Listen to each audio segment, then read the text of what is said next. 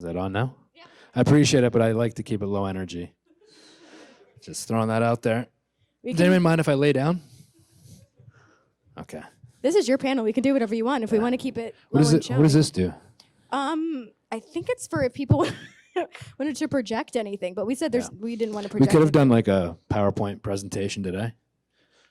Yes. Yeah. Do people still have PowerPoint? Is that They should if they don't, I think. Okay, plug for PowerPoint. Come on in. Join the party. There's plenty of room. So how are you so far today, Christian? How do I look? Awesome. Right. So I feel like it's been a couple weeks. I've had the privilege of sitting down with you a couple times before, and I think our last panel we ended with, was it the Golden Girls? I sang the Golden Girls theme. I did. Yeah. I might do it if you're lucky here today. And then I think we started with, was it Saved by the Bell? We did? Yeah. Any other like good theme songs that we can like maybe start with today? Any requests? Oh man, that's a good one. In West Philadelphia, born and raised, on the playground is where I spent most of my days. Come on, guys. Chilling out, maxing, relaxing, all cool and all, shooting some b-ball outside of the school when a couple of guys, they were up to no good, started making trouble in my neighborhood. I got in one little fight and my mom got scared and said, "You're moving with your auntie and uncle in Bel Air." I whistled for a cab, and when it came near, the license plate said fresh and had dice in the mirror. If anything, I could say that this cab was rare, but I thought, nah, forget it, your home's to Bel Air. I pulled up to the house about 7 or 8, and I yelled to the cabbie, "Yo home, smell you later." Looked at my kingdom, I was finally there to sit on my throne as the Prince of Bel Air. Not bad, right? You know, there's like that extra added in verse. There is an extended version of that, but I don't know. Actually, funny story, once I was driving in LA, and I happened to look up and I saw the sign, "Welcome to Bel Air," and I started singing the song to myself as I was driving. It's the kind of cat I am. Got it. I just got a text. Anyone important? Anything good? Nothing good. It was Will Smith asking about you. No, it was confirmation that my T-Mobile bill had been automatically taken off my credit card. Yeah. Awesome. Yeah. Well, thank you so much for being back here with us. And we're going to definitely take some questions from the audience. So whatever questions you may have for Christian, I don't think anything is off limits here today. Anything off limits? Nope. Okay, great. Okay, so I've recently gone back and started watching the Attitude Era. And of course, I know I've mentioned to you before that I love The Brood. And I kind of wanted to know, like, in this current day and age of the WWE, who do you think would have been good opponents for people like you and Edge, and also maybe the Hardy Boys? As far as tag teams go? Yeah. I mean, I look at the I kind of feel like Bobby Roode and Dolph Ziggler were kind of like Edge and Christian-esque in their style. I always think it would have been great to have like Edge and Christian versus the Usos. Would have been some great matches. The Revival. Yeah, I mean, there's it's nice to see a little resurgence in tag team wrestling because it holds a pretty special place in my heart. Obviously, it's kind of what brought us to the dance and what kind of got us recognized and started taking us to a different level. And then after the Hardys and Edge and Christian and the Dudleys era, it kind of petered out a little bit. And tag teams weren't as featured as much, but also when you're in a tag team, you have to commit to being in a tag team. You know, you have to put a little bit of your ego aside and realize that it's not just about you, it's about your team, and you have to commit to that fully in order for it to work. So, you know, and those three teams had pretty special chemistry that just can't be, you know, you can't just make it with every team that's there. Like it's a special kind of once in a generation type chemistry. So it seems like we're starting to get a little bit of that back with some of these other teams. I thought you were gonna ask who would be a good person to be in the Brood, and the first person on my head would have been like Aleister Black or something. Would have been pretty cool in the. Ooh, that is a good question. Yeah. I'm glad you thought of it. I did. I'm really the moderator. I'm moderating my. You can leave. Okay, bye. I'll go take a nap. And do you have like a favorite run that you've had? Like either with the Brood or solo? Oh, I thought you were talking about the runs like on my app on my phone, like when I actually go running, which I do. I'm an avid runner, by the way. I have a pretty good 5K time. It's very competitive. They want to know. What's that? My 5K time is usually between 19 and like under 21 minutes. It's pretty decent, right? Yeah. Yeah. I hate running. That's why I do it. I swear to God, I hate it. But it's like a challenge to myself. I'm like running like, why the F am I doing this? It's so miserable. Then I feel better after. Yeah, I think obviously my favorite run like as a tag team was Edge and Christian. Was the Hardys and Dudleys, and as a singles probably the run that I did with Randy Orton towards the end. I just thought those string of matches were unbelievable. We had a great chemistry as well, and obviously it was in a world title program, so it was main eventing and things like that. So it was pretty special. And it's definitely been awesome to see your friend Edge back in the Has it though? ring. I think so. What do you guys think?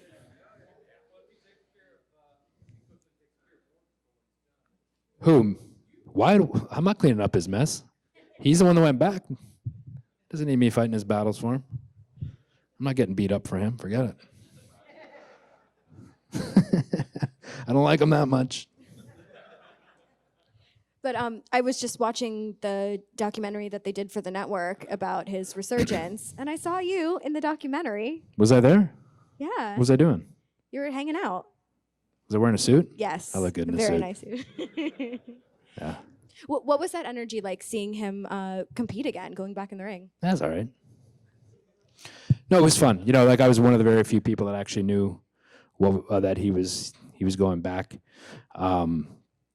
It was cool, like to have some talks with him before, and like he was nervous about going back, and because you don't want to go back and be a shell of your former self, right? When you're at that level, and you have that kind of mindset of being the best, it's hard to accept anything less than what you were at your best. So, but it was, I mean, it was exciting, it was hearing obviously the reaction when his music hit. It was, I think that kind of tells you everything you need to know, that people are happy he's back. And there's a younger generation in the locker room of guys that are probably super psyched that they're gonna potentially have a chance to get in the ring with him. So it's pretty exciting for everyone. Okay, so if you guys have any questions, I guess now's the moment. I see people raising their hands. That's so polite. Anyone you want to call in first? I don't want to talk to anybody here. I don't know. Let me pick them out. Sure. Well, this gentleman right behind the camera.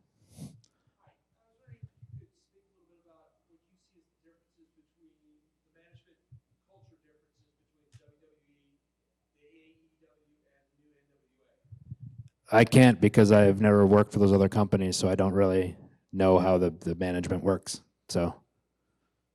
Have you watched the product? Like, have you? Yeah, I haven't seen any of the NWA stuff. To be honest, I should check it out because I heard it's pretty cool.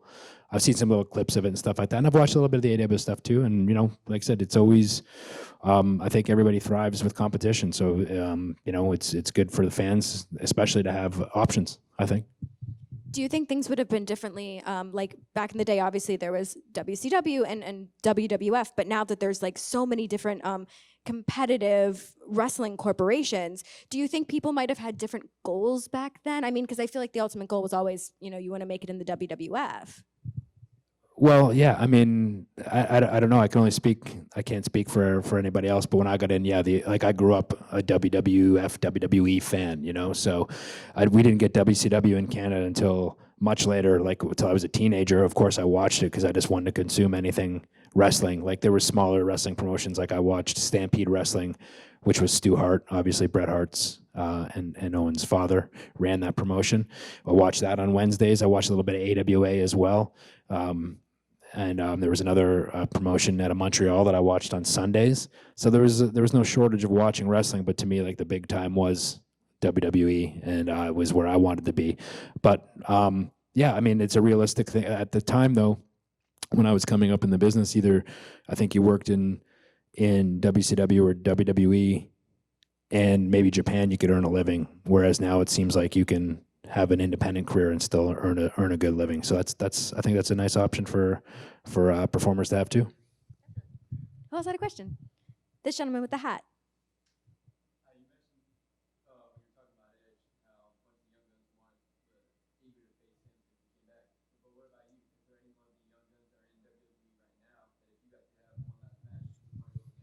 No one is worthy enough to step in the ring with me. Yeah, that's the way I see it. Because I can't wrestle, so that's the way I have to look at it. Yeah, of course. I mean, there's a lot of young guys in the I even look at a guy like AJ when I was in TNA, and he was very young in his career, and we worked together a lot, like as a team. I'll go as far to say he was my lackey. But I knew he was going to become a big star, and it'd be interesting now. I wrestled him then as well, and like to see now that he's even so much more experienced than he was then, to step in there with him now and see, kind of how he performs compared to back then as well. So yeah, there's definitely a lot of guys.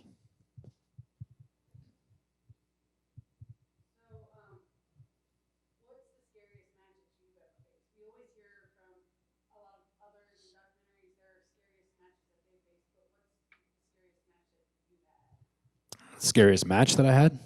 Probably anyone I had to look across the ring and see Tommy Dreamer's ugly face. I was like, geez, get me out of here.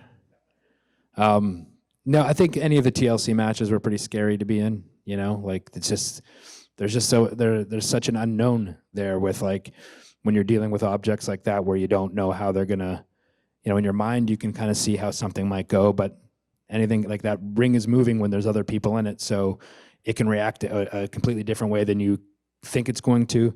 I remember the WrestleMania in Houston when we had the TLC match, and I got tipped off the ladder, and I was like, oh, okay, well, what I'm gonna do here is I'm just gonna step off the ladder and go over the ropes and kind of land on my feet, and I'll do a little roll.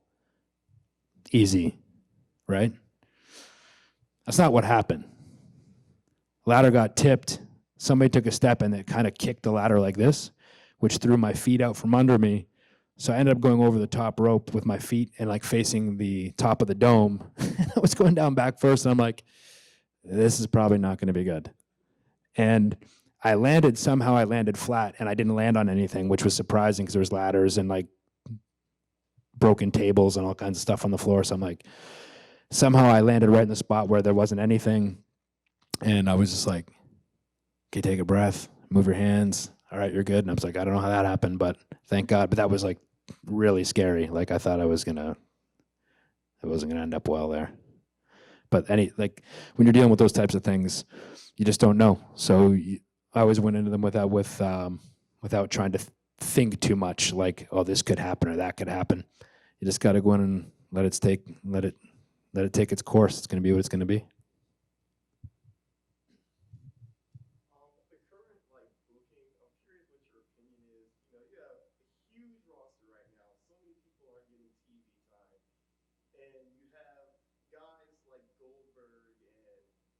Lesnar holding the world titles who aren't even there half the time. So I'm curious, like, what is the decision making there where you have your biggest titles not on TV for like 70% of the time, and older guys that are on their way out that's holding? Well, I'm not in the creative meetings, and I'm not a creative decision maker, so I can't answer any like those questions. But to me, I mean, you mentioned Brock not being there. To me, Brock is, to me, one of the top 5 that's ever wrestled. He's that good, and he doesn't get as much credit for how good he is at what he does. Brock Lesnar is a special talent, and you can't put him out there every single week and like he's anybody else, because there's nobody else like him.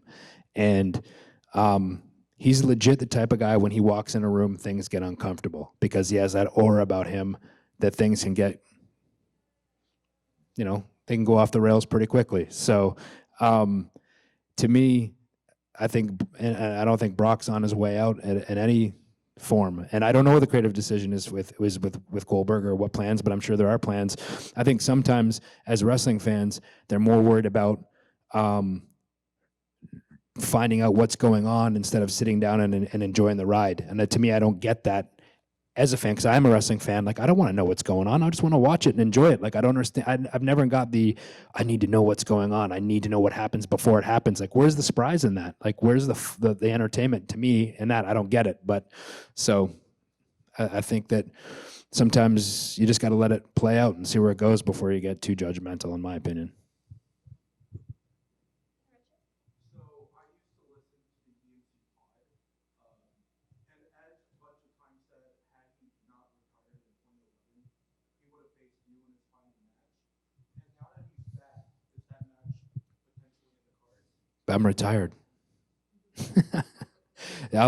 Yeah, well, we had different injuries. So like I won't get cleared from the injury that I had. So it would have been great if that's the way that it played out. I would have loved to kick his ass one more time. But no, unfortunately that's not the way it's gonna go, but it would have been great.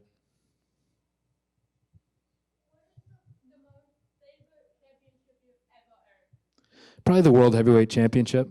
You know, it's like, you know, when you get into this, like I never got into wrestling for it to be a hobby. I didn't get into the wrestling hobby. I got into the wrestling business. It's how I wanted to earn a living. It's how I wanted to support my family. I wanted to, and I knew, like, especially the time when I got in, it was kind of land of the giants. You know, I was very much a smaller guy, and I was going to have to scratch and claw for everything I had. But I never got into it just to be along for the ride. I wanted to be the best that I could, and to me, being the best was being the world champion. And it took me a long time to get it. Sometimes people get it quicker than others, but I also look back at in the grand scheme of things, that there's a lot of big name superstars that I was a fan of that never even had the chance to hold it. So, yeah, I think that was the one. Thank you. Did you cry? Yeah, I didn't either.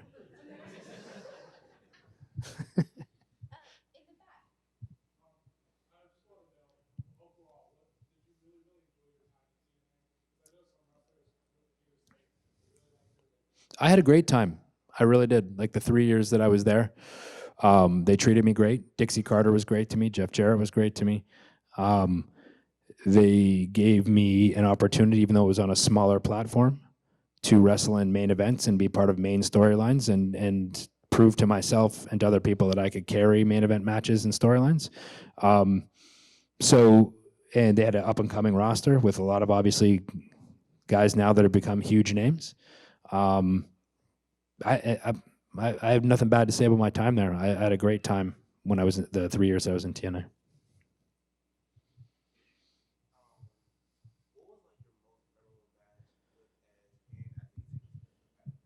Well, I think probably the first time Edge and I won the tag titles together.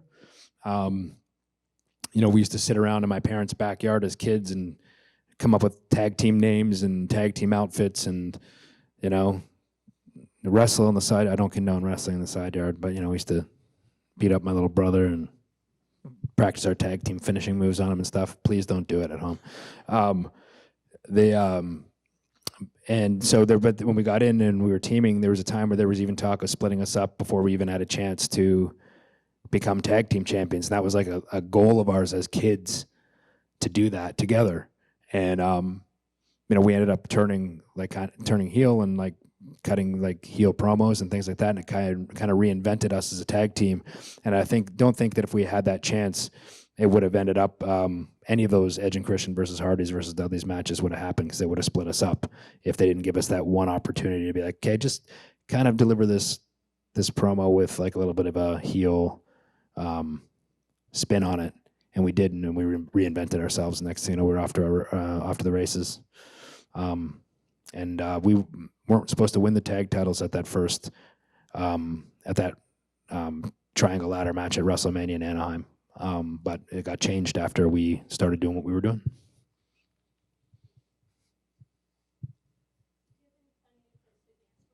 Do I? Trying to think.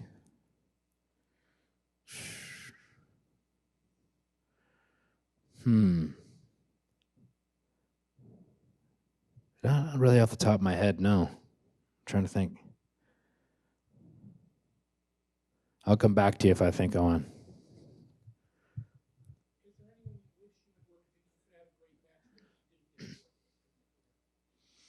Um,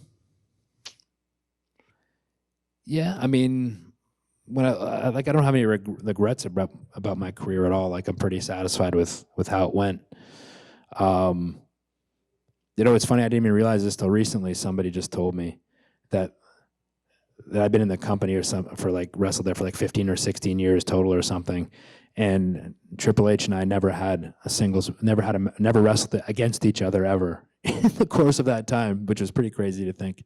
But man, I don't know. Who would you like to see me wrestle? See, right?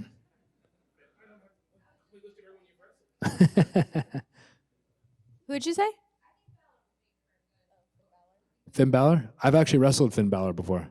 I wrestled him in Japan. Yeah. Yeah. Well, we'll redo it for you. Just for you. Yeah, no, he'll be good because the same thing as I said earlier about AJ. He was very young in his career.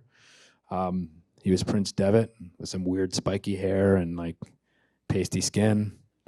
So, but I knew he had talent and he was going to be good when he became a big star. So good for him. But he's a good dude. I like him. No. Yeah, of course. Like, it was cool at that time too. They weren't doing a lot of like quote unquote gimmicks at that point in time of the Attitude Era.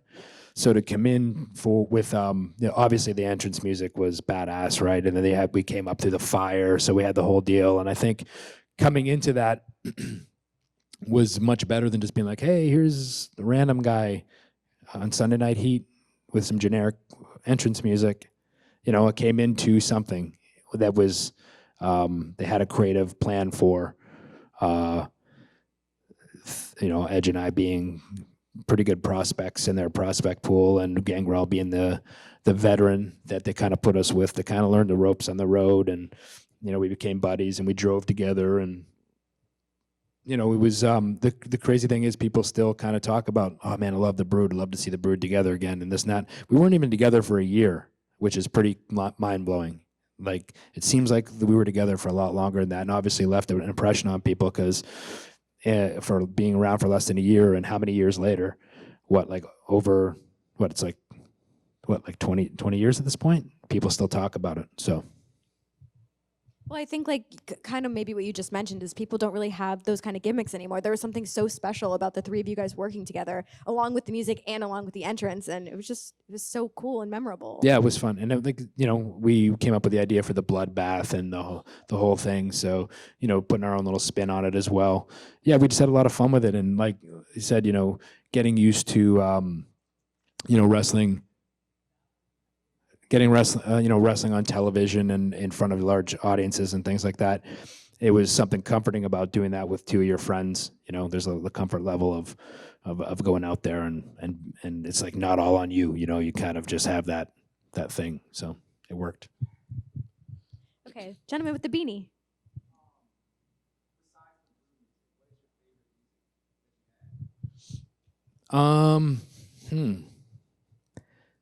I think maybe the waterproof blonde version of yeah. But I tell you, like the Christian music, people still yell that to me from across the mall. I'll be walking and I'll hear somebody say it. I'm like, it's gonna follow me forever.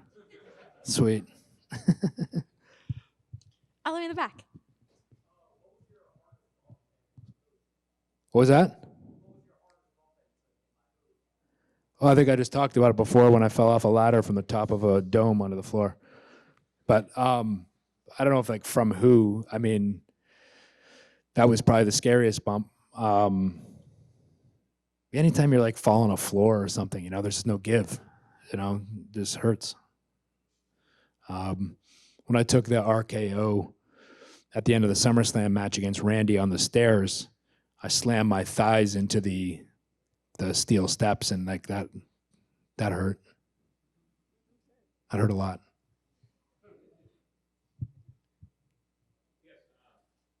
There's a lot of wrestling available right now on many platforms, as you know. Are you concerned about any possible oversaturation of the product? No, I think it's good to have. I think that it's something that that wrestling fans have been wanting. They've been wanting this variety, and now I think it's up to the fans to support it. You know, you kind of hear like, well, if I had this, and if I had like, that's a cool thing too about these streaming services. There's so many different ways to ingest content, especially wrestling content. You know, whether it was like, you know, watching stuff in Japan or, you know, I think it's, like I said, the good thing is there's options, and now it's up to wrestling fans to support it.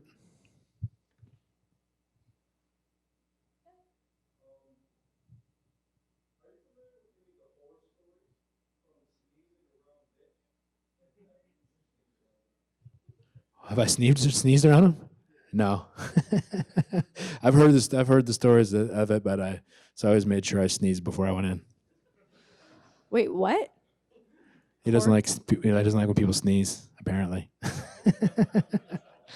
Yeah. Okay, got it. Yeah. All right, who's the next willing victim? Right, go ahead.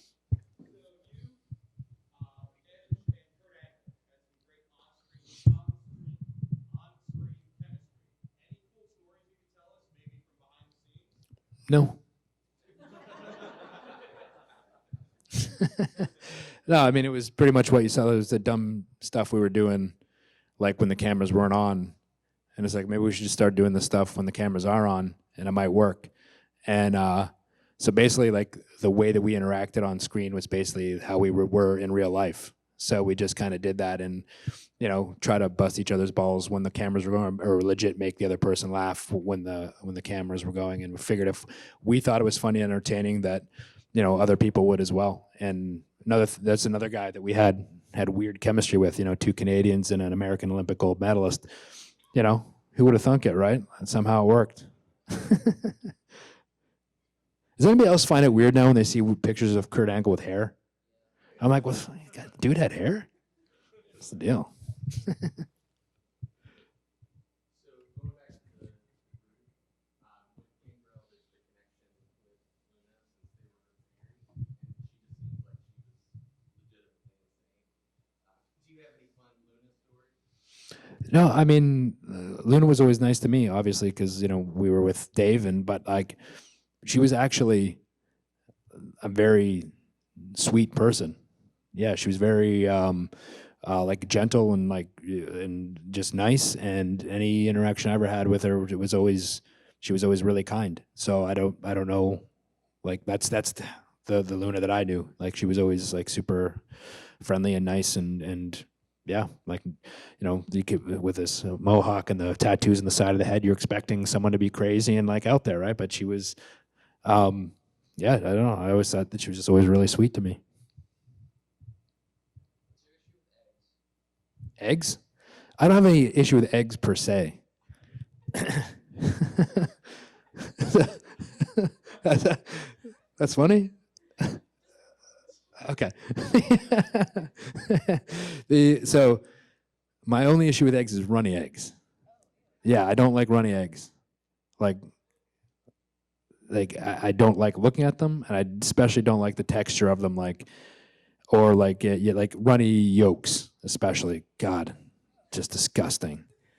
I was in Japan once, and this like years ago, and we were outside of Tokyo, so there wasn't a lot of English spoken. And so went to this restaurant, and obviously couldn't read the menu, right? So they just had like these models of the dishes. It's like, this one looks good. It has like rice and some vegetables and stuff. I'll take this one. So we're sitting there eating and talking, but all of a sudden I feel something like go down my throat, and I was like, what was that? And I look in, and all of a sudden there's like a raw egg in the middle of the dish, and they put stuff on top of it. I got up, I ran outside, and I'm barfing all over the place. Just disgusting. Like, God, runny eggs. I like a hard-boiled egg, though. I'll eat a hard-boiled egg. I'll eat one right now if anyone has one. Anybody bring any? No? Not? Okay. Okay. I also like egg salad. Egg salad sandwich. I like a good egg salad sandwich. Yum. The runny eggs. Yeah. Did he clear that up? I also like deviled eggs. So, yeah. If I go to a restaurant, I order eggs well done, just to make it like as like it can't be runny. And then if I'm eating with Tommy Dreamer, he giggles like a little kid because he's hoping my eggs come runny. Good to have friends.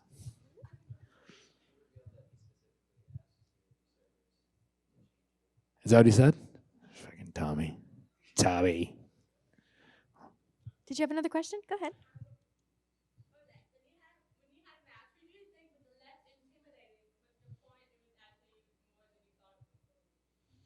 What was...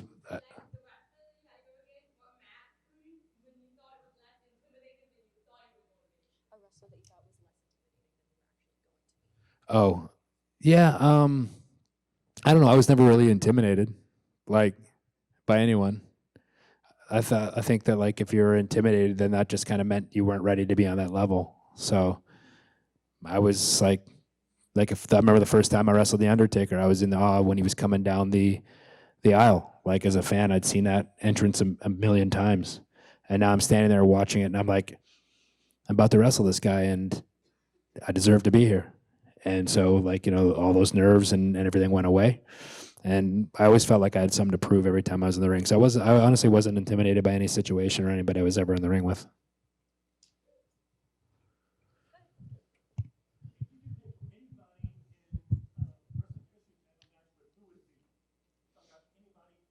If I could recreate myself and wrestle me, that would be the perfect opponent. It only makes sense since I'm the best. No, honestly, I would have loved to have had a match with me as a heel against Ricky Steamboat as a babyface. Would have been pretty awesome, I think. What do you think? Who would you like to see him wrestle? Any wrestler ever? Yeah, you did.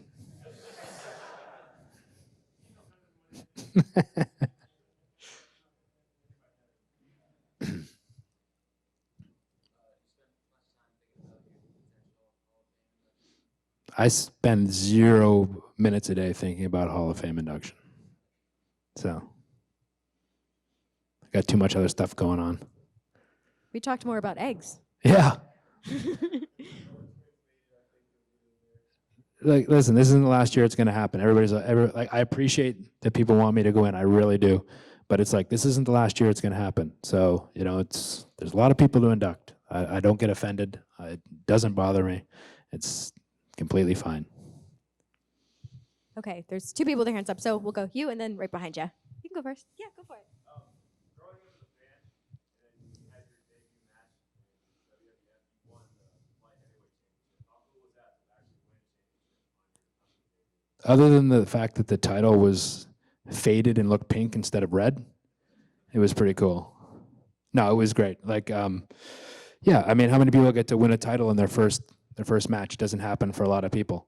And, you know, I felt like I had a pretty good match with Taka. And to this day, whenever I see him, I see him and I go, Taka, I love Chicago. Because that's where it happened, right? And he goes, I hate Chicago. So it's a little thing we have going on. So it's been going on for like 20 years.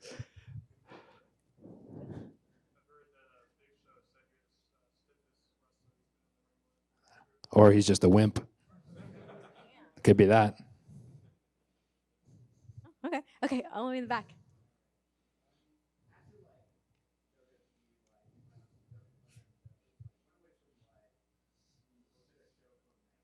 Yeah.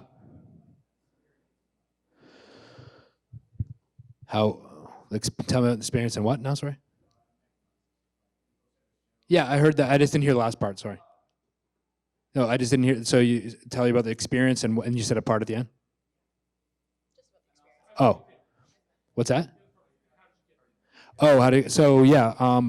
So what happened is my agent also represented the production company Matador that was producing the show, and they were looking for a host.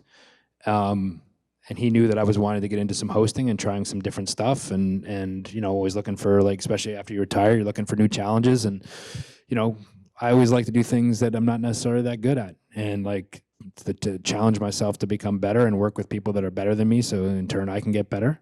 And I was like, man, I just want to try some hosting and doing some other stuff kind of outside the wrestling walls. You know, I'd love to do it. And he said, they were looking for a host, and he's like, I think I got the guy, and he sent them some clips of my like promos and stuff like that, and they're like, yeah, we like him. I didn't even have to audition for it. They just offered me the part of it, or the hosting role, and yeah, we shot it in a small town called Bath, Pennsylvania, really tiny town at an old like abandoned warehouse. But it was great. Like the competitors really reminded me a lot of like independent, like when I was breaking into the wrestling business. You know, they don't do it necessarily for the money. They do it because they have a passion and they care about what they do and they love what they do. And they travel around to events and, you know, not only in the US, but all over the world. And so I kind of gravitated to that, just the passion these guys had for what they did. And, you know, they're out there fighting with like 60 to 70 pounds of armor on top of their body, you know, like I said, for little to no money. And so this was a big opportunity for these guys to get up on that stage and do that. And I had a fun time, like doing the hosting. Like I really, like the crew was great, and everybody it was a really great experience. And yeah, I would love if that show were ever to pick back up, I would actually love to do it again. But it was a really, really good experience and good learning experience as well. Who's next? No hand. Oh.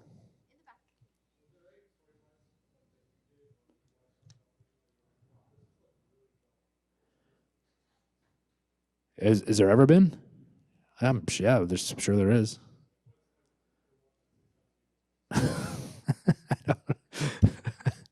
I don't know. What was one you thought was dumb?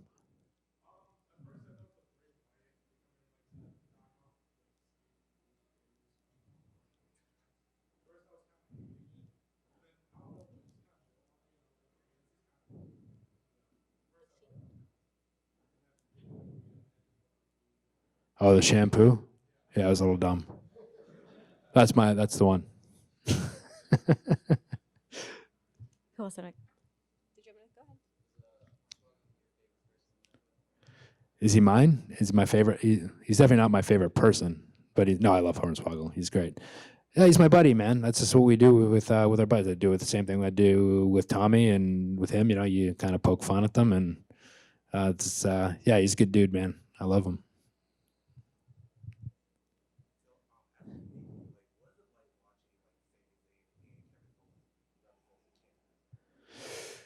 I was like, man, they don't represent it as good as I did. No, they're great. You know, they're both good dudes, really talented. You know, I think that what I appreciate about Kevin Owens is he's a pretty fearless guy on the microphone, and I think that's how you really connect with your audience, when you just go out there and you give it to them, kind of raw and real, and you don't really have any fear with the things that you say.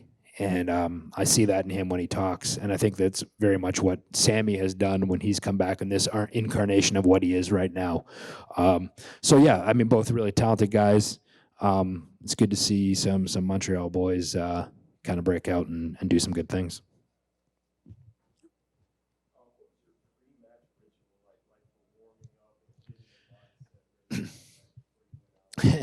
My warming up was that I didn't warm up. I was like, I went in cold all the time. I just was not a warm up guy at all. A lot of times when I was trying to picture the match or think of the match or whatever, I'd be like, man, I can't. I got nothing. It's not going to happen today. It's not going to be good. And then I'd be like, I better put my wrestling boots on. And then I put my wrestling boots on, and sometimes when I got my boots on, then I kind of got in the right frame of mind. But usually I just drank a coffee and wandered around. Like I have a hard time sitting still. So before a match, I just like wander. I just like wander around aimlessly, to the point where sometimes like people are running around looking for me, like wondering where I am, because I'm almost about to go up, but I'd always just end up wandering up there and not missing a beat. But I used to have these dreams. I used to have these weird dreams where like I'd be backstage and like my music would be playing, and I'd be trying to like, I wouldn't even have my boots or my gear on yet, and I'm like trying to get to the curtain, and I'm like, I keep getting sidetracked and I can't get there, and like music's playing, and I wake up. Yeah, it's weird. And I haven't had one of those since I retired, but I used to have them all the time. Go ahead.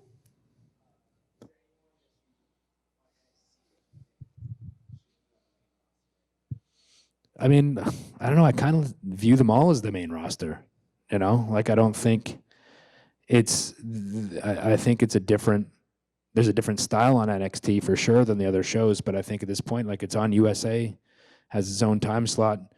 I think that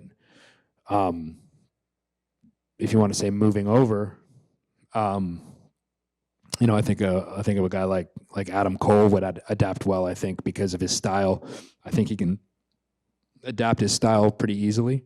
I also think that he's very confident and good on the mic and believes in what he says. So I think that he would make that transition because sometimes you really need that to have that gift of talking and personality to connect with the audience. And I think sometimes that is the from before that might be a bit of the disconnect is why certain individuals didn't click like they did on NXT just because of that different style. So I think of a guy like him off the top of my head.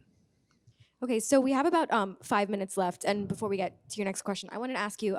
So recently, I think Kathy Kelly decided to leave her position because she said of the strenuous schedule.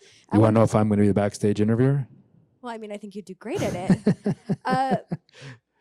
My question was more is what kind of mentality did you have to have being on the road pretty much, you know, every day of the week?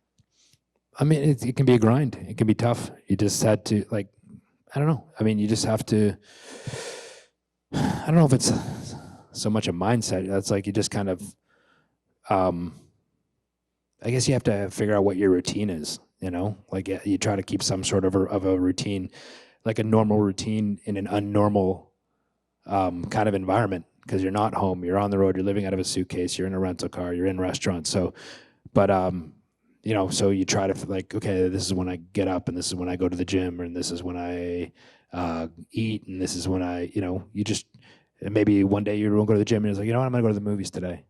And you just go to the movies in the afternoon. Like it's obviously easier to do it on live event than you can't do that on TV days, obviously. But like I mean, so.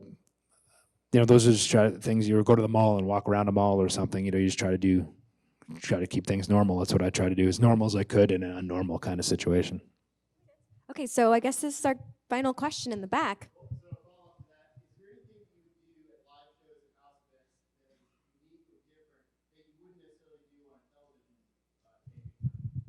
I mean, yeah, of course. I mean, you can be a little more interactive, like with the live audience, because of, you know, there's not time constraints or camera shots or anything like that. You have a little bit more flexibility as far as that goes.